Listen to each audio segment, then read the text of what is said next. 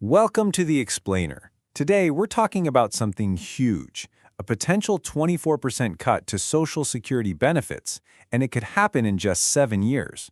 We're going to dig into the numbers, the reasons why, and what it all means for millions of Americans. All right, let's just dive right into the headline numbers that have everyone talking. So, that's the big number you need to remember, 24%.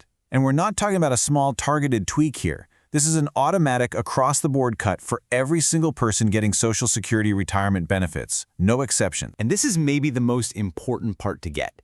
This isn't some bill someone is proposing. It's not a political what-if scenario. This is the default. It's what's written into the law to happen automatically if Congress basically does, well, nothing. Okay, so when is this all supposed to go down? Well, new analysis from groups like the Committee for a Responsible Federal Budget, or CRFB, they're pointing to the year 2032. That's when the main Social Security Trust Fund is projected to run out of its reserves. Yeah, just 7 years from now. Okay, so how did we get here? To really get why this is happening, we've got to pop the hood and see how Social Security is actually funded and what this trust fund thing even is. Think of it like a giant savings account for the country. For decades, it was great. The system was taking in way more money in payroll taxes than it needed to pay out to retirees. All that extra cash went into this trust fund, where it was invested and grew, building up this huge surplus. But then, things started to change. Around 2021, we hit this really important tipping point. For the first time, the system started paying out more in benefits than it was taking in from taxes. So to make sure everyone still got their full checks, it had to start dipping into that big savings account we just talked about. And that leads us to this concept called pay as you go.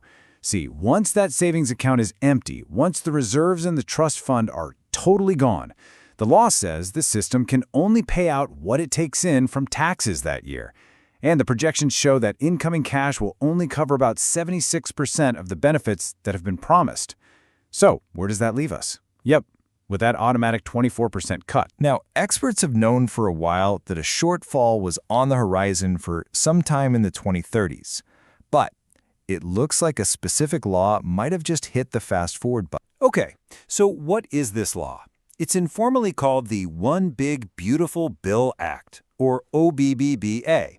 And according to an analysis by the CRFB, its provisions seem to have sped things up, moving that depletion date a full year earlier, from 2033 to late 2022. So you might be asking, how did a bill with tax cuts for seniors actually speed up the problem? Well, that's the thing. While its goal was to provide tax relief, there seems to have been an unintended consequence. It actually reduced a very specific stream of revenue that flows back into the Social Security Trust Fund. Let me break that down because it's really the key here. For retirees who are above a certain income level, part of their Social Security benefit is actually taxable. And by law, that tax money doesn't just go into the general pot. It goes directly back to refill the Social Security Trust Fund. So by reducing the taxes these folks pay, the OBBBA meant less money was flowing back into the system's savings account every year. Simple as that. All right, enough with the mechanics and abstract numbers. Let's talk about the real-world impact. What does this actually feel like for people?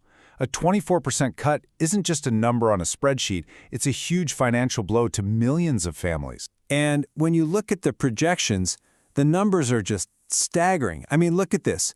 The annual cut for a newly retired couple in 2033 could be anywhere from $11,000 for a lower-income couple, all the way up to almost $24,000 for a higher-income one.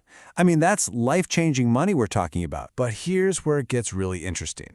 It's about the relative hit. Yeah, the dollar amount is smaller for the low-income couple, $11,000, but for them that represents a way bigger, more devastating chunk of their entire income.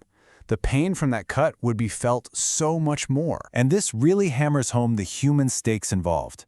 You see quotes like this from multiple analyses, reported by places like Axios, and they're all basically saying the same thing. If Polyfel let this happen, it would be a catastrophe. We could see the poverty rate for seniors in America literally double. So that's the big question, right? If the consequences are that bad, why isn't this getting fixed right now? Well, the answer is kind of this fascinating and really difficult political paradox. Okay, so check out this paradox. On one hand, Social Security is wildly popular. I mean, everyone loves it across the entire political spectrum.